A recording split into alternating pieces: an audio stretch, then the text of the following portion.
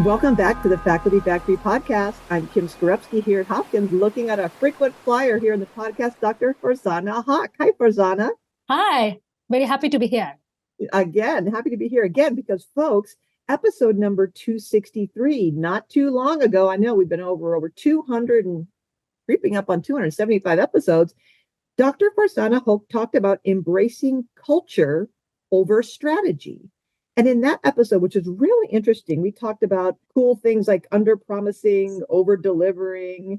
A reputation can be destroyed in a moment. Know your limits, share and seek feedback. All this really important concepts that we need to have as leaders and faculty members. So check out that episode. But during that episode, Farzana was talking about emotional intelligence and how powerful that is. And recently, Dr. Hoque was telling me she was invited to give a talk, and she'll tell you about the professional society she gave this talk to. And she thought she'd come on the podcast today and talk about strategies for unlocking our leadership potential through emotional intelligence. In case you didn't listen to episode 263, you want to know who again is Dr. Farzana Hoque. She is an associate professor of medicine, the acting internship co-director at St. Louis University School of Medicine, and she is the president of the Society of Hospital Medicine, St. Louis's chapter. So, Farzana, take it away. So, today we are talking about one of my passion and truly, I believe a important topic for all of us, and that is emotional intelligence. And I firmly believe that emotional intelligence is that mantra that help us to establish our credibility as leader, irrespective of our career stage. That's important, Farzana, irrespective of leadership role and career stage. I love that you emphasize that, because so many times when we talk with early career faculty members, we say, welcome to the leadership program. And they think, I'm not a leader yet. And we say, yes, you're a leader. And they say, no, I'm not. I don't have the big fancy role, the big fancy title. I'm new to academic medicine. And we remind faculty members that leadership is a behavior. It's a positional affect. It's not only a role or a title or money or power. It is where we are. Every stage we're leading somebody in some group. So thank you for reminding us all that each of us is a leader wherever we are in many different domains. So thanks for that. Yeah, I echo that. All of us are leader, and definitely, any healthcare professionals, we are leader in healthcare setting, and regardless of our job title. When at the morning we are waking up, leaving the bed, we are starting the day by leading ourselves, because we are making decision that, okay, whether I will start my day, how should I start my day, or should I just sleep one more hour. So everything start with leading ourselves, then truly leading other people.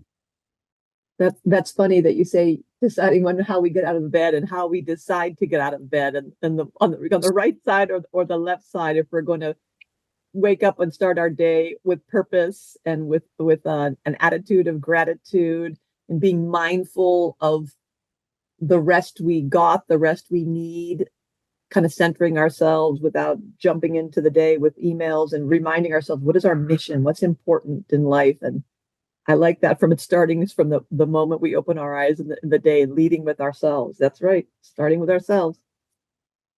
And very simple definition for emotional intelligence is truly the way how we identify and control our emotions, and along with others, truly not just making decision based on how we feel, regardless of not deciding or thinking about the consequences. So in simple word, emotional intelligence is truly being intelligent about our emotions rather than making the decisions instantly that can truly destroy the reputation. So how do we do that, Farzana, knowing that I was recently on a call and it was a coaching conversation, and someone in the field who's been coaching for decades now said, what do you think the number one trigger is for physicians, like a stress trigger? Stress, we talk about stress as essentially unmet expectations. Unmet expectations result in stress. And he said, what do you think is the number one stress trigger for physicians? it's incompetence. So when physicians, and I would say almost any of us in academia, a trigger is when we perceive someone else as being incompetent or they're displaying incompetence. That triggers us. And I think that's a common, like, oh yeah, I bet you a lot of people's heads are nodding because we pride ourselves so much in being so uber competent that when we feel like someone is not performing up to par or they're doing their job poorly, haphazardly, that really grates on our values of being competent. So, Farzana, when we're in the operating room, in the lab, in the clinic, in a meeting, on a Zoom call, and we feel triggered by what we perceive as someone else's, in this instance, incompetence, how do we fight that knowledge of self when my emotion wants to go, are you kidding me? How do you tame that monster for you, and how do you advise other folks to work with that understanding and then dealing with and learning and working with our own emotions?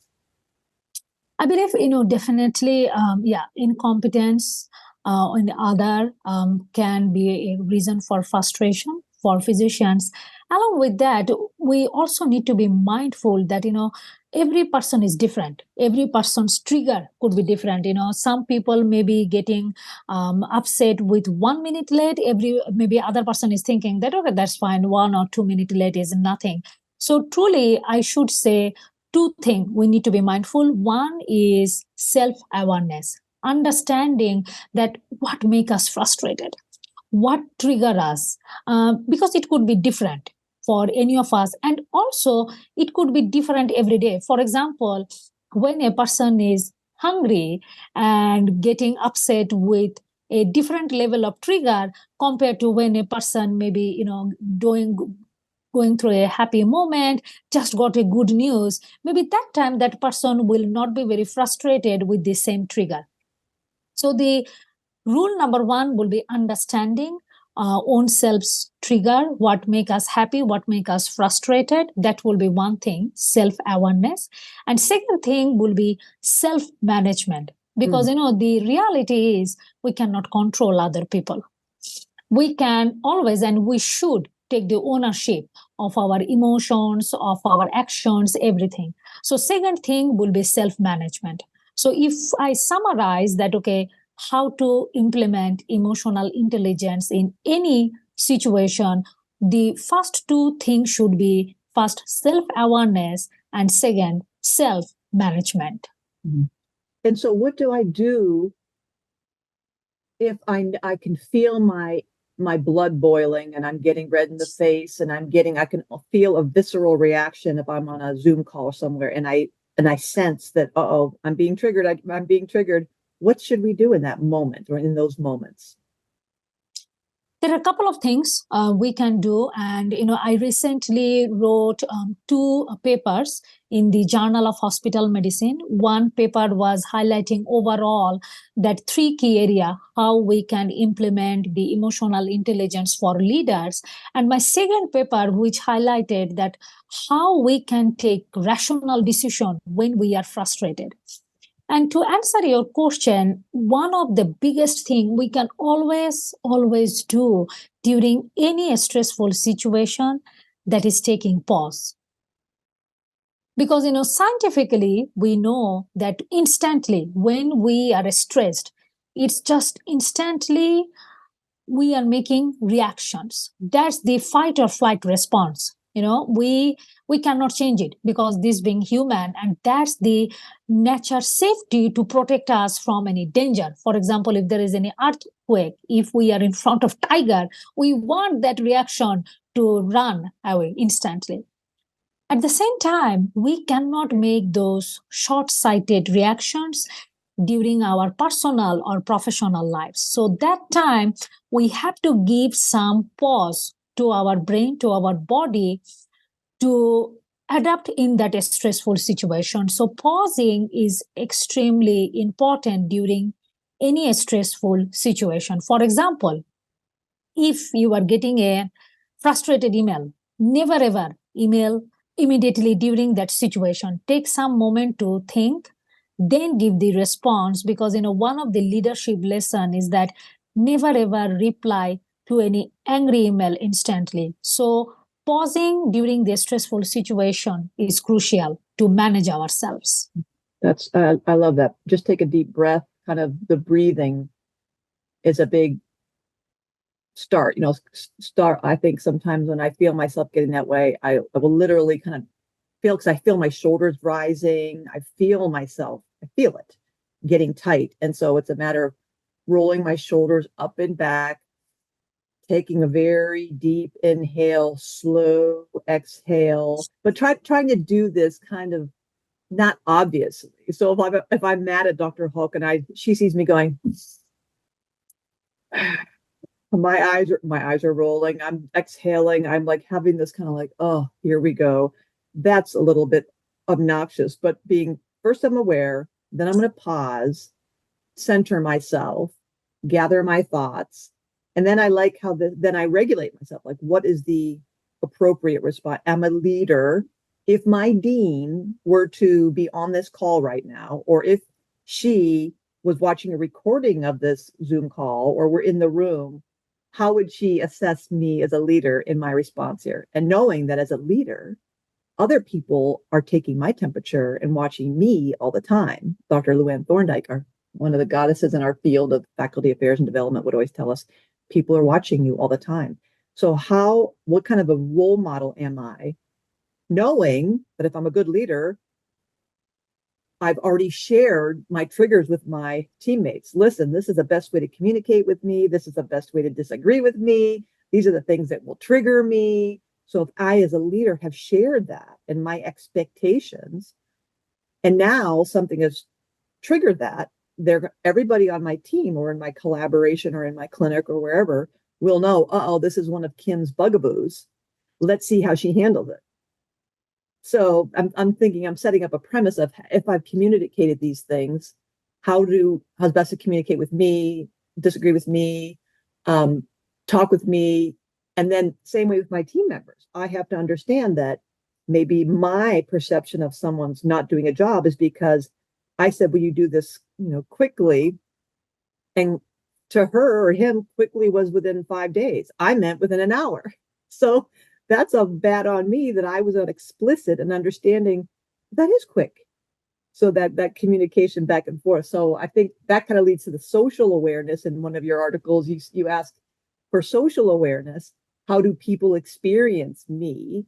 And how do people experience themselves when they're with me? So that kind of leads into that social awareness. Do you want to kind of walk us through that component of it too, and then the relationships? Absolutely. So the emotional intelligence has like two parts. One is how we are controlling ourselves, that we talked about, self-awareness, self-management. And we know that, at home, at our office, at our healthcare, alone, we cannot do anything, right? We need people. So understanding the social situation is very, very important. So the other part of the emotional intelligence is like social aspect, and that can be divided into two categories. One is social awareness, and second is relationship management.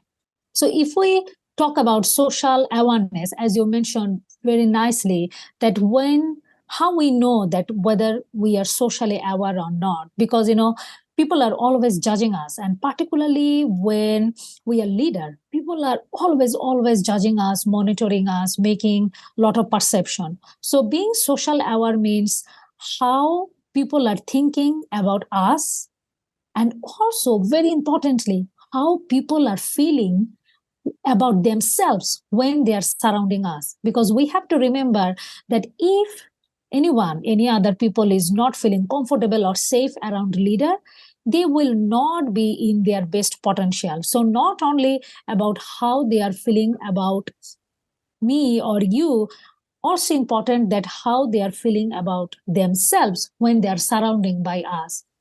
And many of you maybe saw that cartoon that, there is a letter, one person is telling 6, another person is telling 9, because, perception is people's reality.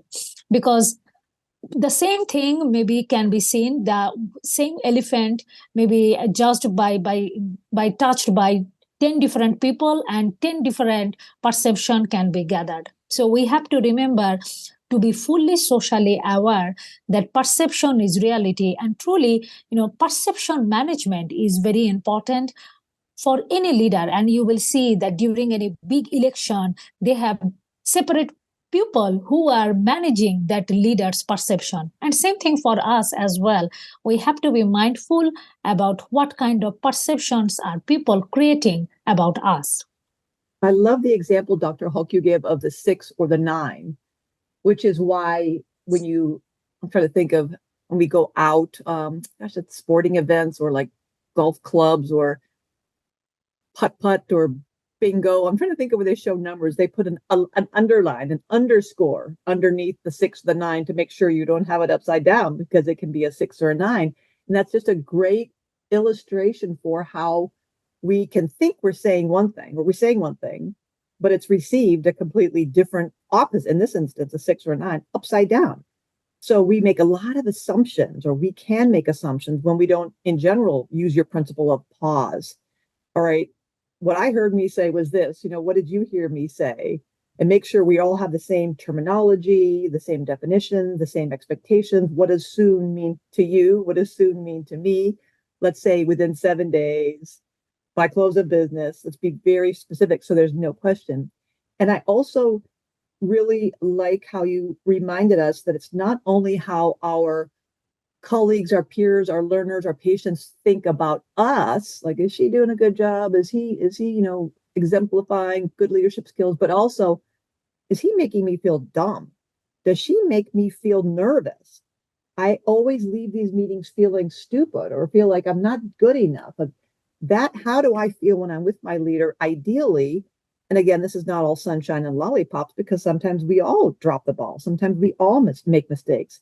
But as you said earlier, Farzana, if it's in a culture or an environment of safety and protection, that people know, yeah, they're even more willing to say, I messed up, but they know that they're not going to get their head bitten off, that people will then speak up and say, yeah, they're vigorous, they're interesting meetings, and I feel safe that I can speak up. I feel safe to disagree because my leader or the leader on this project has shared with me how he likes to be challenged, what triggers him, what his expectations are. So we're all clear.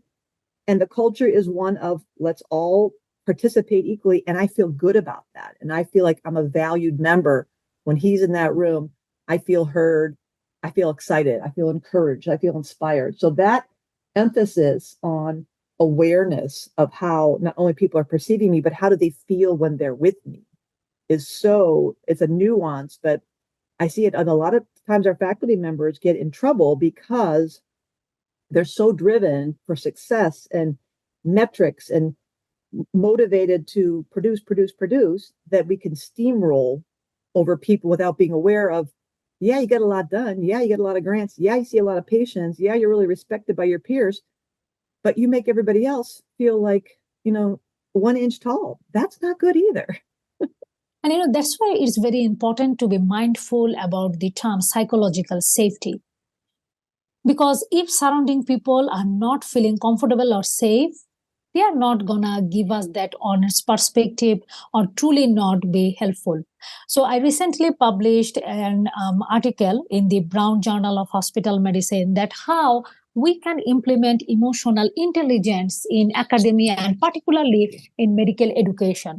And one of the important point where I emphasized that how much psychological safety is important for our learners, like for our medical students, for our residents, interns, and not only for them. When we are working with our colleagues, when we are working with our nurses, other ancillary staff, psychological safety is very, very important.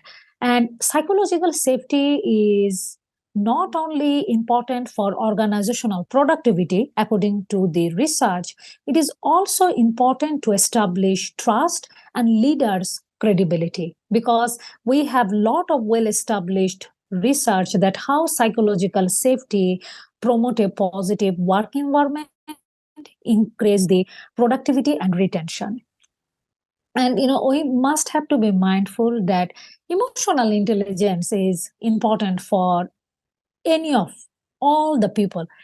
However, reality is for women physicians, for minority, this is very important, because I was listening a podcast where they are analyzing Barack Obama's speech, and they mentioned that, okay, how in different situation Barack Obama never ever react. He was very calm, composed, because he could not take that risk of that bias that people have for African American, regardless of he's president or not. So same thing, I am always mindful that, okay, I'm a woman of color. I came from an underserved community. So people may not see me as a leader all the time. However, how I can make response, how I can make decision, how I lead myself to establish my credibility and emotional intelligence, being mindful, be a learner of emotional intelligence, truly empower me to do so. I love that. Talking about what a great example of President Barack Obama. I guess I had never noticed that, but you're right. And this is where, you would think that, well, I am who I am. How come I have to change me in this situation? And that's kind of a naive, because I coach a lot of faculty members and who are convicted that this is what got me here. I mean, this attitude, my personality, my stick-to-itiveness, my perseverance, my hard driving, hard working, it got me here. So what could be wrong with this? And then there's that book, Goldsmith, book, What Got You Here Won't Get You There. The idea that, at a certain point, maybe this has served you well. And so it seems like it's affirmation that, yes, you have been successful getting here with those set of characteristics or mannerisms. And now, we have different seasons of life. You're in a different season of life. And maybe Barack Obama would have, and when he was community organizing, he was perhaps more responsive. But you're right. It's when you get a different platform, there's a different responsibility. And that responsibility is you can't just, or you will suffer the consequences if you project onto, this is me, take it or leave it, this is who I am, without being mindful of how that is being perceived. There's like the intention of my communication and the impact of my communication. So if I'm throwing a lot of words at someone who knows me and they're like, that's Kim, I got her, I'm with her, I'm jiving with her. But then a whole different group in that audience might be like, whoa, what's up with this? And especially, you're right, when you put the layers of the onion or the different veils in front of us of adding different life circumstances. If I'm young, I'm old, I'm tall, I'm short, I'm handicapped, I have disabilities, I have a different religious this background or political persuasion or different color, skin tone, all those other veils or layers that people are looking at us through, it can really change the message. So that really speaks to the importance of us being aware of that. Like, who is our audience? What am I saying? How will this be perceived? And not changing who we are, but being mindful of and pausing as you're being pausing to appreciate, is this the right choice of words? And then what do we do when we mess up, Farzana? What do we do when we say the wrong thing? Like, there have been times on this podcast where I'm like, should I say that? Is that okay to say that? I mean, what do you do when you say something that, oh gosh, I didn't mean to do it that way? How do we back out of that when you realize you've made an EI error, an emotional intelligence error? What do you do? To error is human. We are human being. We are first human, then we are physician, then we are physician leader. I believe, at first we have to be mindful that none of us, doesn't matter how much we read or talk about emotional intelligence, we will never be 100% perfect. Like, nobody can tell that, okay, I have these EQ skills I'm implementing 24/7. No, it's not possible. So first, being kind to ourselves, because we are always very much empathic to other people, but we forget that to ourselves. So mistakes happen. However, to admit it that, okay, it happened, and not beating ourselves. So that should be the first step. Second, what we are learning from that mistake. Okay, so now the mistake happened. Okay, so what is the situation that it happened? Why it happened? Like, what was the trigger that may be upset? Maybe next time need to be cautious about that trigger.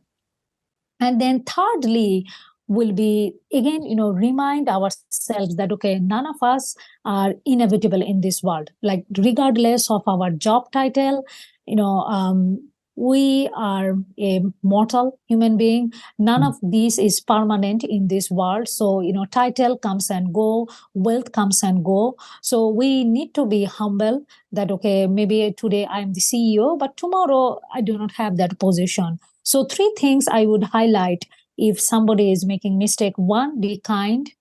Second, to learn from that mistake so that it does not happen again.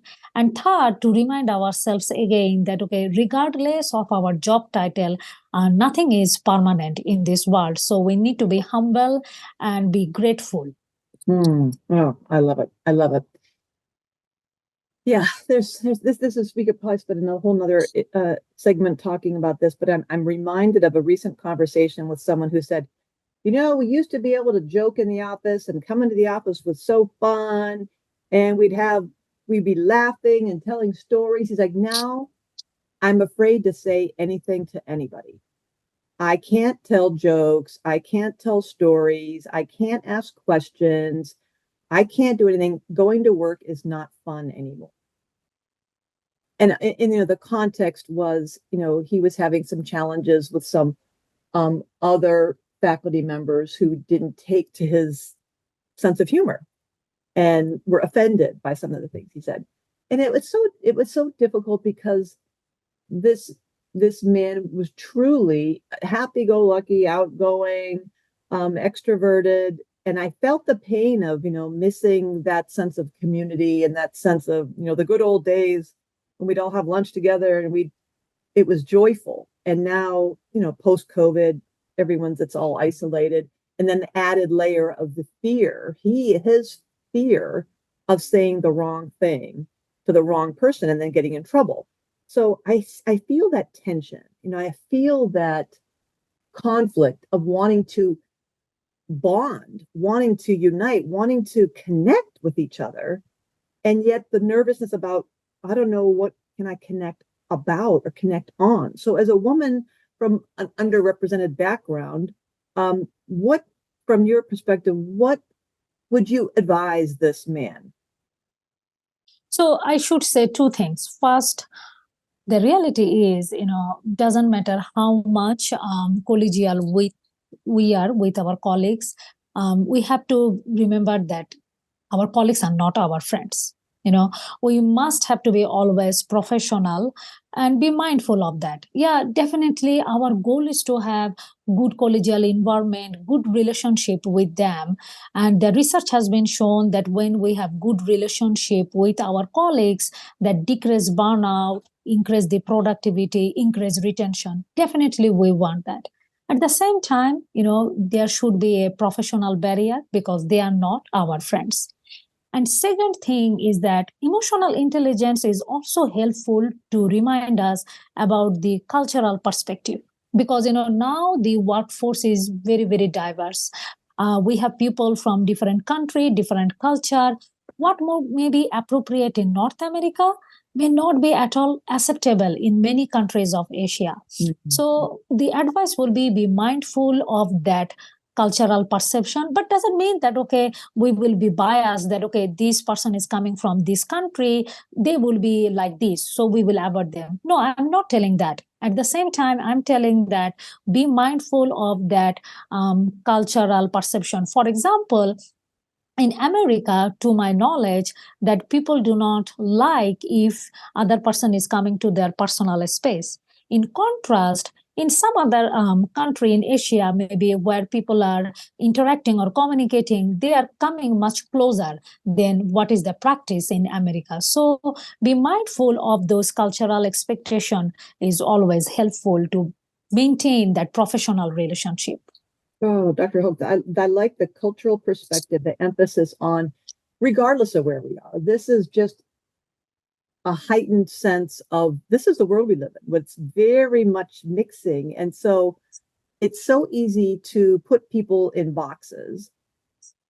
It's more interesting and a lot more fun when we approach this as, oh, this is someone new. I can't wait to get to know them. And pretending it's a blank slate, complete blank slate. Because, for example, I am always kindly, constructively criticized for being a close talker because I'm an extrovert. That's why I talk so much, because that's how I think, is by talking words, words, words. But I'm always wanting to be hugging and touching and talking and getting up close. And I did spend time in the Philippines as an exchange student, about a little over a year, about 13, 14 months when I was in high school. And that's where I learned the Philippines, the hugging that felt so natural to me. And when I was back home here, we weren't. So I picked that up and kept that because it felt so good to me. But I can see how it's so much easier and it's more efficient to run through the quick check boxes. Okay, woman from the South, MD, PhD. So we're kind of like making a computing proper way to converse with this person. You don't know, this is a human being who has, so searching for commonalities, outside of those kind of check boxes, like, yeah, last night I was playing pickleball. Oh, you play pickleball? Oh, me too. Now all of a sudden, this is a three-dimensional human being without mind of the check boxes. So I think it's exciting to think of emotional intelligence as raising our awareness of, think of everyone as a blank slate, because we don't know, you never know by looking at someone who they are, what they believe in, what they're like, what they don't like. And that to me is kind of exciting, isn't it? To discover something brand new in someone that you would never have thought of. So yeah, but I can see how this poor guy was flummoxed by this situation. Mm-hmm. And so yeah, we thought about how could you engage. And I also want to remember to underline what you said. Colleagues aren't friends. And some people, I'm sure, like, oh, I thought I had friends at work. I think, it's in what you're saying is that when we go to work, you're not in your family room. You're not in the locker mm-hmm. room. You're not at the bar at happy hour. So there is a time and place for everything. So there's a way of we wear different hats. You behave differently in synagogue or temple or in church than you do at work and at home. So that's an important reminder, since those lines have been so blurred between home and work. I think it is easy for people just to kind of shift and drift between both without realizing, wait a minute, this is a professional, prestigious university. I have important responsibilities. Maybe this kind of jokey behavior or profane language or way of I'm dressing is not going to be perceived very well, or does not reflect this institution. So that awareness of the culture in that institution, of fitting in or in that room. What is the culture in this meeting? What is the culture? What is the ecosystem here? And how can I manage myself in these relationships to fit into this culture? I believe culture is very, very important. For example, when I'm doing meeting with the nursing director, nursing manager, maybe that time I'm wearing lab coat. However, the culture when I'm in a boardroom with like CEO, CMO, with the C-suite leader, that time I prefer to wear a coat rather than my lab coat. This is a very simple example because the culture is different, expectation is different. At some place, I'm expected to be physician. At some place, I'm expected to be leader, physician leader. So mindful of culture is very important. I can share one very simple example. For example, in North America, I'm here now almost coming close to 10 years. And in US, small talk is very normal. Like this is natural. We are expected to do so. People love it. In contrast, when I was in Paris, they do not care about small talk. If you want to do a small talk, that will be seen as red flag. They are not very much interested about that small talk or that eye contact. So being mindful of that culture is very, very important. This is a very simple example I wanted to share. Yeah, you're right. When we think about the Myers-Briggs, and as an extrovert, of course, it's easier for lot of people to recognize introverts versus extroverts. So when I'm with someone who I don't know and I can watch them or listen to them or pay attention to them, and if their cadence of speaking maybe quieter, softer, slower, I will automatically try to slow myself down, slow my tone, my volume, my pace to match theirs, because I don't want to be in their face, obnoxious, words, shooting at them and just completely overwhelming and taking over the space by my big extroverted face and my big mouth. So that's how it's like, I think that paying attention to, oh, okay, this is how, this is a comfortable rhythm. Let me kind of match this rhythm. And it's to establish relationships, to establish good relationships. Doesn't mean I'm being disingenuous. It means I'm calibrating, because we can all flex both ways. We can all be a bit of an extrovert. We can all be a bit of an introvert. So that's really smart if we can learn to be both a thinker and a feeler, a sensor and an intuitor, judger and perceiver. If we can flex our styles depending on the situation, that situational awareness will help us in meeting the mission, meeting goals, and achieving great success. We can leverage all the power of all the people by showing emotional intelligence and sharing that emotional intelligence and modeling the way. Absolutely. Emotional intelligence, in my view, is a superpower because it's nothing like dishonest or not being yourself. It's truly bring your best foot forward, unlocking your potential, be the best version of yourself by controlling, managing your emotion, by controlling and managing reputation, so that you are fully bloomed before our time is to go to in this earth, just to make sure that okay, we are contributing to our highest potential in this world through emotional intelligence. Before you wrap up, I wanted to share 3 tips to hone our emotional intelligence, please. Close us out, please. 3 tips I found those are truly actionable and practical to hone our emotional intelligence and practice in our daily life. The first one is truly the sponsor of ourselves. I know that in academic medicine, we always look for a sponsor to promote ourselves, to talk about ourselves. However, if we are not sponsoring ourselves, if we are not mindful of our own advancement, no sponsor can do that. So first, identify that, okay, which area of emotional intelligence need to work on, and then work on those to bring your best foot forward. The second tips will be self-talk. Particularly, the research has been shown that female, we tend to ruminate. We always very much harsh on ourselves, not very kind. If we make any mistakes, we punish ourselves more than maybe other people are thinking. So it's message for all of us, particularly for women leaders, that please be kind to yourself. If you're making any mistakes, learn from it and move on. If it is not making any impact in next maybe 5 months, 5 years, please learn from it and move on. And thirdly is visualization.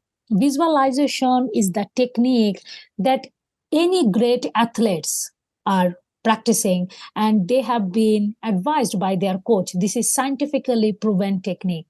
So visualize your success, visualize your best self, visualize that position or the goal you want to achieve. That visualization will empower you. So at the end of the day, I believe that emotional intelligence is a great power, and all of us has a space, has the potential to learn it, to master it, so that we can be the best version of ourselves. Well said. Thanks for being on the podcast. We'll talk to you folks next time on the Faculty Factory podcast. Bye, Farzana. Thank you. Bye-bye. Hey there, Faculty Factory listeners. As of April 1st, 2024, this podcast has had nearly 92,000 total downloads and YouTube views from listeners in 95 different countries. FacultyFactory.org has drawn over 42,000 web visits from users in 122 different countries. We are an international platform, and we would love to invite you to be a guest on our show. Our host, Dr. Kimberly Skorupski, makes this a very engaging and relaxing environment, and as the producer, I'll make any edits on the back end if you need it. Reach out if you'd like to be a guest or to nominate someone in our academic medicine community to be a guest. Visit the Contact Us page on facultyfactory.org to send us a message, or contact Dr. Skorupski directly at kskorupski@jhmi.edu. Thanks for tuning in to Faculty Factory Podcast. The mission of the Faculty Factory is to build and support a community of leaders in faculty development who share tools, resources, wisdom, and encouragement in service to our faculty members, schools, and institutions. We encourage you to go to facultyfactory.org to find out more, get in touch with me, ask me any questions. Maybe you want to be interviewed on the podcast. Thanks for tuning in to Faculty Factory Podcast. We'll see you next time. The Faculty Factory podcast and website is sponsored by the Johns Hopkins University School of Medicine Office of Faculty. For more information, visit facultyfactory.org.